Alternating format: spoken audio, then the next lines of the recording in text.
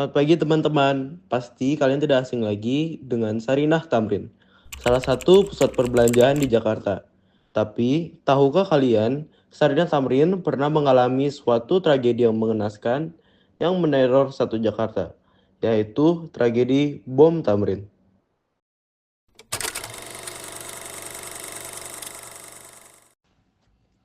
Pada tanggal 14 Januari tahun 2016, sebuah aksi teror terjadi di kawasan Jalan MH Tamrin, Sarinah, Jakarta. Aksi teror tersebut dilakukan oleh sekelompok teroris yang melakukan pengeboman dan disertai tembakan.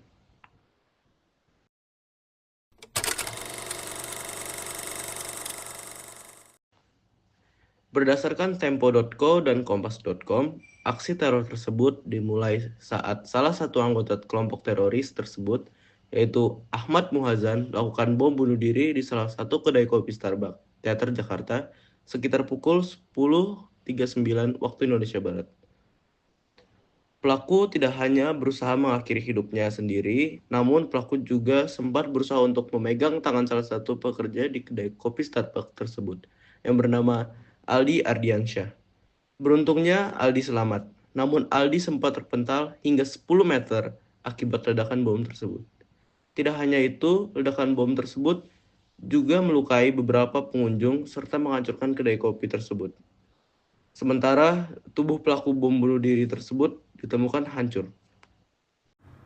11 detik setelah ledakan bom yang pertama, terjadi ledakan bom yang kedua. Dengan sengaja, Dian Juni Kurniadi memilih pos polisi di dekat Sarinah sebagai sasaran serangannya dan meledakkan bom di sana.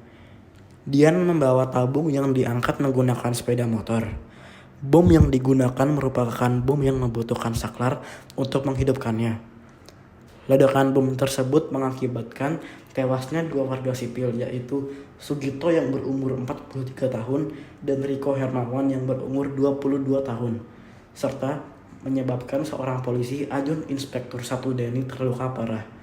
Ledakan bom yang kedua ini jauh lebih dahsyat dibandingkan dengan ledakan bom yang pertama, sehingga polisi lebih tertuju serta terfokuskan pada ledakan bom yang kedua. Selang beberapa menit setelah ledakan bom yang kedua, tepat pada pukul 10.48 waktu Indonesia Barat, saat suasana masih kacau akibat ledakan sebelumnya, dua sosok mencurigakan, Afif dan Muhammad Ali, muncul dari kerumunan massa yang panik di dekat Starbucks. Keduanya membawa ransel yang mencurigakan dan langsung menuju ke pusat keributan.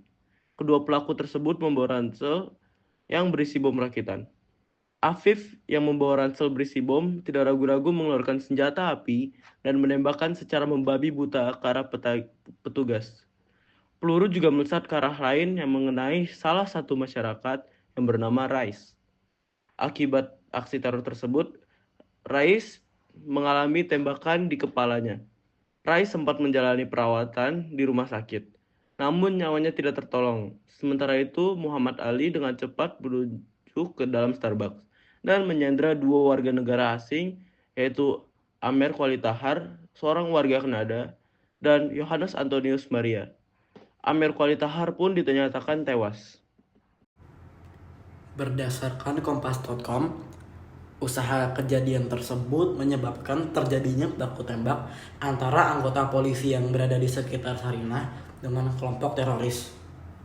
Alhasil, kelompok teroris berhasil dilumpuhkan setelah terjadi baku tembak selama kurang lebih 15 menit.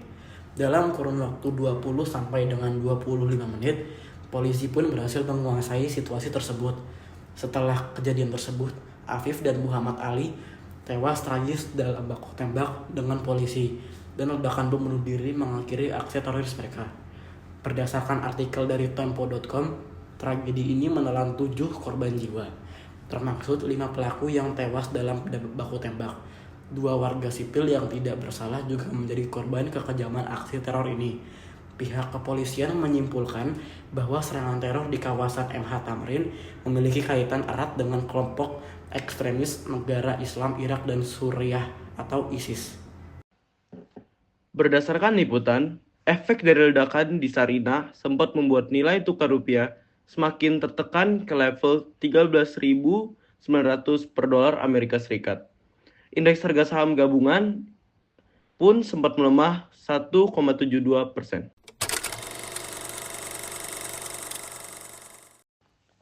Tragedi Sarinah menjadi titik balik bagi Indonesia dalam meningkatkan kewaspadaan terhadap ancaman terorisme.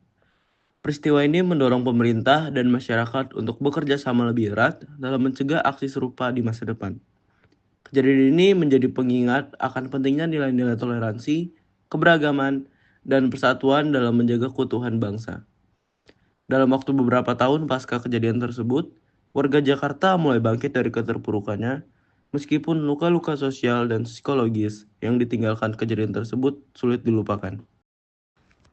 Sekian video rekon kami mengenai bom Sarinah. Terima kasih sudah menonton dan maaf jika ada salah tutur bahasa. Kami pamit undur diri.